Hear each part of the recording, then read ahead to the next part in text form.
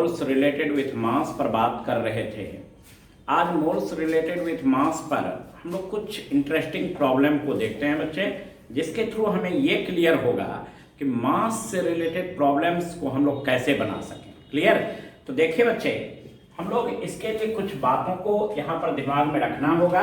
जैसे बच्चे मान लीजिए कि हमें एक बॉक्स दे दिया और इस बॉक्स में बच्चे हमें 1 मोल ऑफ एटम को दे दिया है। किसको दे दिया है? 1 मोल ऑफ एटम को दे दिया।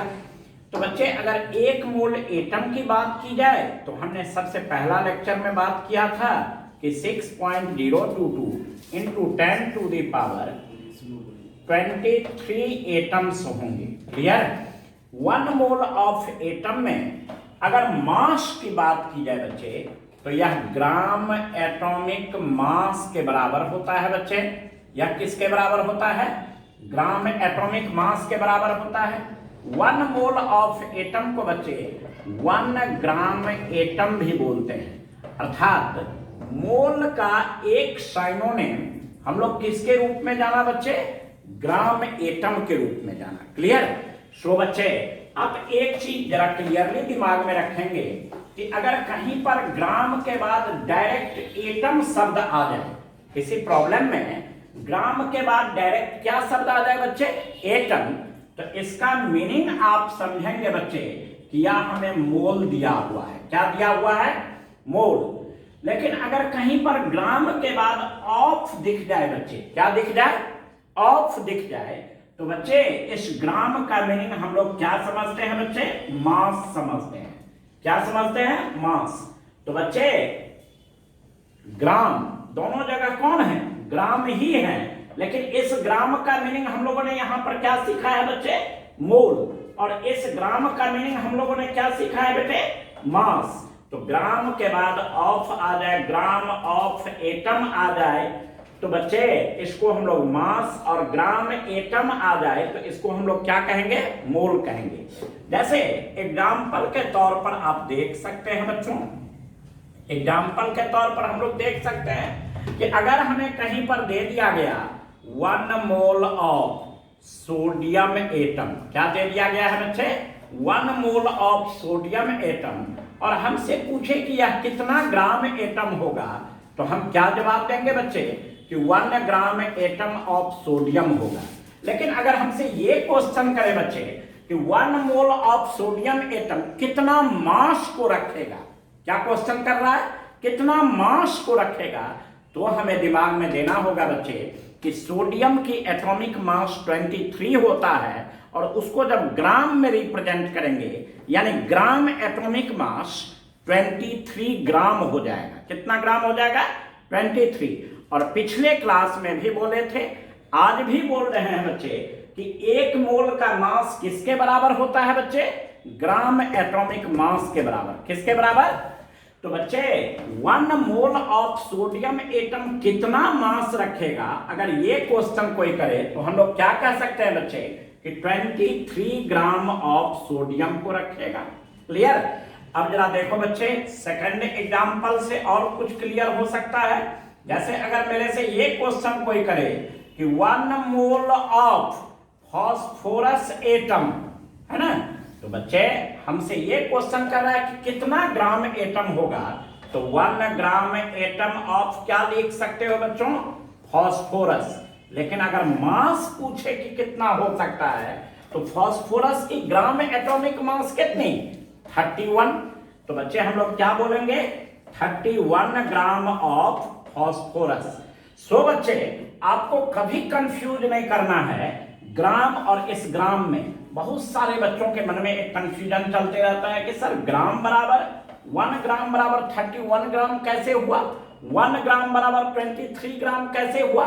तो अब आपको कंफ्यूज नहीं होना है। अगर ग्राम के बाद डायरेक्ट एटम है तो इसका मीनिंग आप क्या समझेंगे बच्चे? मोल। लेकिन ग्राम के बाद अगर ऑफ है तो इसका मीनिंग क्या समझेंगे? मास। अब जैसे बच्चे और कुछ एग्जांपल्स, जैसे बच्चे हमें कहा जाए कि 3 मोल ऑफ क्लोरीन एटम दे दिया गया है, और हमसे पूछा जा रहा है बच्चे कि यह कितना ग्राम एटम होगा, तो बच्चे मोल के जगह पर हमने किसको रखने के लिए बोला है? ग्राम एटम को। किसको? तो बच्चे आप क्या बोल सकते हैं, 3 ग्राम एटम ऑफ किसका हो जाएगा बच्चा? क्लोरीन का। और अगर हमसे ये पूछा जाए बच्चे कि 3 ग्राम एटम या 3 मोल ऑफ क्लोरीन में कितना मास होगा, तो क्लोरीन का एटॉमिक मास कितना होता है बच्चे? 35.5। तो 1 मोल का मास कितना? 35.5 ग्राम। तो 3 मोल का मास कितना बच्चे? तो 3 × 35.5 ग्राम। तो हम लोग इसको क्या लिख सकते हैं बच्चे? 3 × 35.5 ग्राम ऑफ क्या बोल सकते हो? क्लोरीन बोल सकते हो। क्लियर? तो चलिए बच्चे इतने बातों को आप नोट कर लीजिए। सो बच्चे हम लोगों ने देखा कि 5 मोल ऑफ, अगर हमें नाइट्रोजन एटम दिया हुआ है बच्चों और हमसे पूछ रहा है कि यह कितना ग्राम एटम होगा, तो हमारा जवाब क्या होगा बच्चे? 5 ग्राम एटम ऑफ नाइट्रोजन हो जाएंगे। लेकिन अगर मास पूछ रहा है तो हम लोग क्या बोलेंगे बच्चे? 5 इंटू नाइट्रोजन का एटॉमिक मास कितना बच्चे? 14। तो 5 × 14 ग्राम ऑफ हम लोग क्या बोल सकते हैं बच्चे? नाइट्रोजन को बोल सकते हैं। क्लियर? अर्थात कहने का सेंस कि देखो बेटे, अगर नाइट्रोजन का मास हमें चाहिए और हमें क्या दिया हुआ है? मोल। तो बच्चे जितना मोल दिया है उसमें अगर हम ग्राम एटॉमिक मास से मल्टीप्लाई कर दें तो हमें मास निकल सकता है। सो यहां से हम लोग एक फॉर्मूला ड्राइव किए बच्चे। वी हैव, हम लोगों के पास एक फॉर्मूला मिल गया कि अगर मुझे कभी मास चाहिए, क्या चाहिए? मास। किस यूनिट में चाहिए बच्चे? ग्राम में चाहिए। किसका चाहिए बच्चे? एटम का चाहिए। मास चाहिए किस यूनिट में? ग्राम में। और किसका चाहिए बच्चे? एटम का। तो हम लोग क्या लिखें बच्चे? सवाल में जो नंबर ऑफ मोल दिया रहेगा, क्या दिया रहेगा? सवाल में जो number of moles of atom दिए रहेंगे, उस number of moles of atom में हम लोग किससे मल्टीप्लाई करेंगे बच्चे? तो ग्राम एटॉमिक मास से। किससे मल्टीप्लाई करोगे? ग्राम एटॉमिक मास से। मास निकालना हो बच्चे, एटम का मास निकालना हो किस यूनिट में? ग्राम में। तो आपको जितना मोल दिया हुआ है एटम का, उसमें आप किससे मल्टीप्लाई करोगे बच्चे? ग्राम एटॉमिक मास से। पिछले क्लासों में बच्चे हमने इसी पर एक बात और सीखा था कि बच्चे number of moles of atom is equal to होता है number of atom divided by Avogadro number. So बच्चे अगर आपको कहीं पर मास निकालना हो किस यूनिट में? ग्राम में। किसका बच्चे? एटम का। तो आप करेंगे क्या कि नंबर ऑफ एटम अगर आपके सवाल में दिया हुआ है तो नंबर ऑफ एटम्स में किससे डिवाइड कर दोगे बच्चे? एवोगाड्रो नंबर से। किससे डिवाइड करोगे? एवोगाड्रो नंबर से। और इसमें मल्टीप्लाई किससे कर दोगे बच्चे? तो ग्राम एटॉमिक मास से। किससे मल्टीप्लाई कर दोगे? ग्राम एटॉमिक मास से। तो इस एक एक्सप्रेशन के थ्रू हमने 2 फॉर्मूला को कंसीडर किया। इस दोनों का अपोजिट भी सत्य है। अर्थात कहने का सेंस ये है बच्चे कि अगर कहीं पर हमें नंबर ऑफ मोल निकालना हो, नंबर ऑफ मोल निकालना हो बच्चे किसका? तो एटम्स का, तो हम लोग करेंगे क्या बच्चे? अगर प्रॉब्लम में हमें मास दिया हुआ है, क्या दिया हुआ है? मास। तो मास को पहले हम लोग ग्राम में ले आएंगे। किसमें कन्वर्ट कर लेंगे? ग्राम में। इट मे बी पॉसिबल बच्चे कि मास आपके सवाल में किलोग्राम में दिया हुआ हो, मिलीग्राम में दिया हुआ हो, माइक्रोग्राम में दिया हुआ हो, एएमयू में दिया हुआ हो, सेवरल यूनिट्स मास के हैं। किसी भी यूनिट में अगर दिया है, मास के किसी भी टर्म में दिया है बच्चे, तो firstly convert it into gram. पहले उसको किस में हम लोग बदल लें? ग्राम में बदल लेंगे। क्लियर? तो मास को हम लोग सबसे पहले किस में कन्वर्ट कर लिए बच्चे? ग्राम में, एटम का। और उसके बाद में क्या किए बच्चे? हम लोग उसके ग्राम एटॉमिक मास से डिवाइड कर देंगे। किससे डिवाइड कर देंगे बच्चे? ग्राम एटॉमिक मास से डिवाइड कर देंगे। अब बच्चे एक बड़ा ही इंटरेस्टिंग बात है कि अगर आपको number of moles of atom, number of moles of atom नहीं निकाल करके अगर नंबर ऑफ एटम निकालना हो, क्या निकालना हो बच्चे? नंबर ऑफ एटम निकालना हो, तो आप करेंगे क्या बच्चे कि मास इन ग्राम लिख लेंगे। क्या लिख लेंगे? मास इन ग्राम लिख लोगे बच्चे एटम का, और डिवाइडेड बाय ग्राम एटॉमिक मास लिख लोगे बच्चे, और इसमें आप किससे मल्टीप्लाई कर दोगे? एवोगाड्रो नंबर से। किससे मल्टीप्लाई कर दोगे? एवोगाड्रो नंबर से। तो जाहिर सी बात है कि आपको नंबर ऑफ एटम निकल जाएंगे। क्लियर? अब जब नंबर ऑफ एटम निकल गया बच्चे, मास के थ्रू आपने किसको निकालना सीख लिया? Number of atom. कैसे निकालना सीखा? तो बच्चे number of moles of atom is equal to क्या था? Mass in gram divided by gram atomic mass. Mass in gram divided by gram atomic mass. और हम लोगों ने सीखा है कि number of atoms is equal to number of moles of atom into क्या? Avogadro number. तो number of moles of atom के बदला में इतना लिख लिए, इनटू क्या कर दिए? Avogadro number. तो हमारा क्या निकल गया बच्चे? Number of atom. जब नंबर ऑफ एटम निकल गया तब तो बच्चे हमने पिछले क्लासों में सीख रखा है कि number of electron, proton, neutron, nucleons and so on several species को कैसे काउंट करेंगे। हम बच्चे इस पर प्रॉब्लम आज देखना चाहते हैं। आप पहले इतना लिख लीजिए, है ना। तो बच्चे हम लोग मोल्स रिलेटेड विथ मास में असल में कहिए तो आज प्रॉब्लम सॉल्विंग टैक्टिक्स को सीखेंगे। क्लियर? इसमें हम लोग 4 वैरायटी के प्रॉब्लम को देखते हैं बच्चे। जनरली जो क्वेश्चंस बैंक में या बच्चे आपके बुक्स मटेरियल में मिलते हैं वो 4 वैरायटीज के प्रॉब्लम मिलते हैं। क्लियर? आज हम पहला वैरायटी के प्रॉब्लम पर जाने जा रहे हैं, अर्थात टाइप 1 में हम लोग सीखेंगे बच्चे, टाइप 1 में कि जब आपको बच्चे when mass of atom is given, mass of atoms is given, जब सवाल में क्या दिया गया हो बच्चे? मास दिया गया हो and number of moles, number of moles of atom is to be calculated. इसको क्या करना हो बच्चे? कैलकुलेट करना हो। क्लियर? ये सबसे सिंपल तरीका है बच्चे जिसको हम लोग टाइप 1 में देखते हैं। क्लियर? अब जैसे एक एग्जाम्पल के तौर पर हम लोग ले रहे हैं बच्चे, कह रहा है कि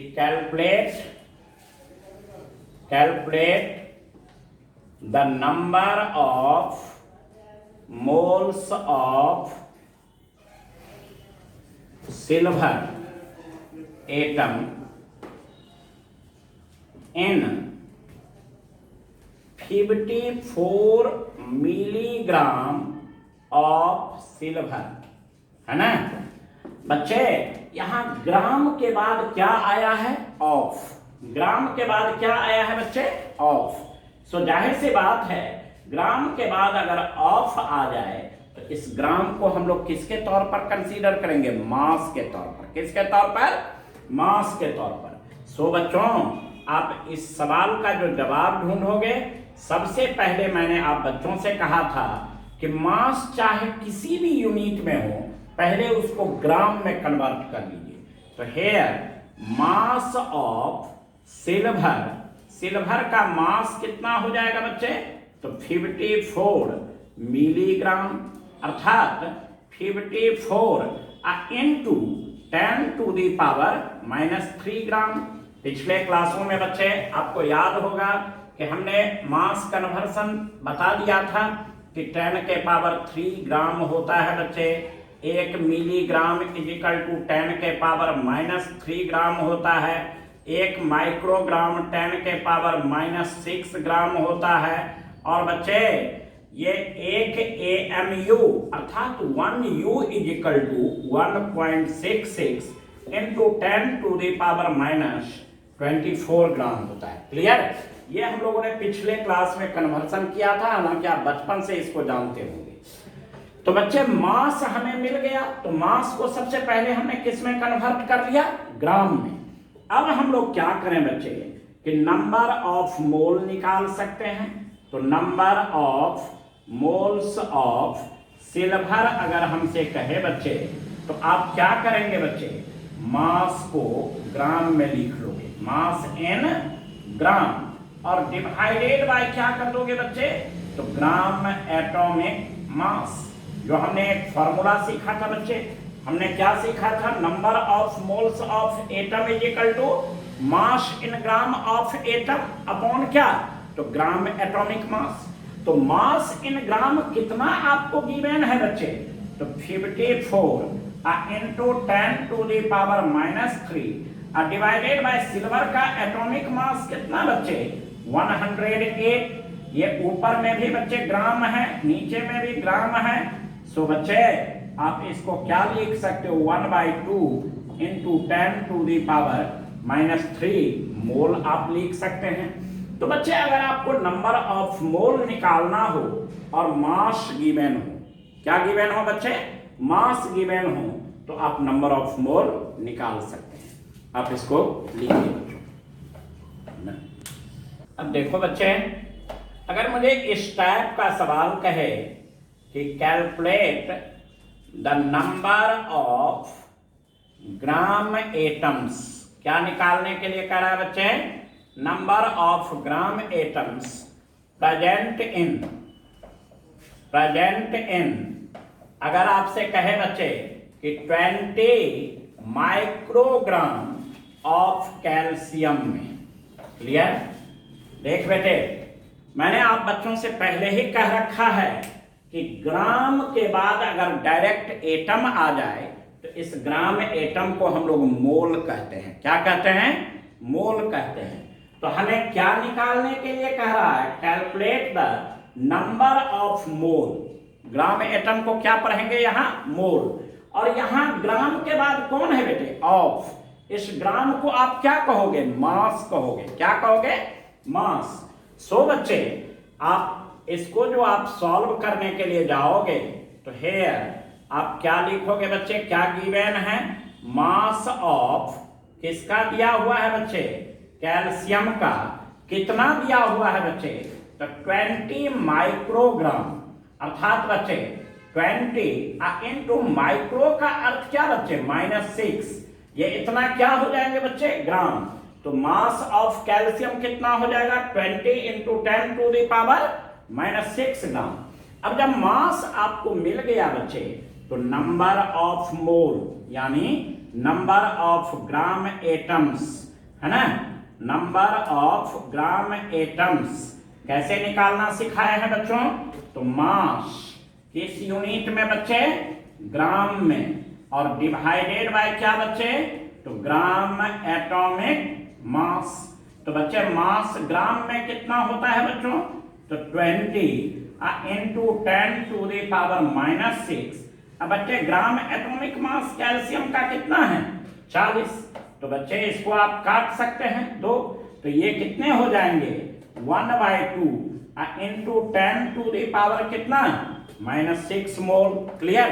तो बच्चे आपको अगर मास दिया हो, नंबर ऑफ मोल निकालना हो या नंबर ऑफ ग्राम एटम निकालना हो, तो टाइप 1 में हमने सीखा कि हमें क्या एप्लीकेशन करना है। बच्चे अगर मास निकालना हो आपको और नंबर ऑफ मोल या नंबर ऑफ ग्राम एटम आपको निकालना हो, मास दिया गया हो, तो बच्चे नंबर ऑफ मोल या number of gram atom is equal to mass in gram upon gram atomic mass करेंगे। इसमें जो महत्वपूर्ण टाइप है बच्चे वो टाइप 2 है। टाइप 2 जनरली बच्चे क्वेश्चंस बैंक सब में आपको मिलेंगे जब मास आपको गिवन हो और number of atom, number of electron, number of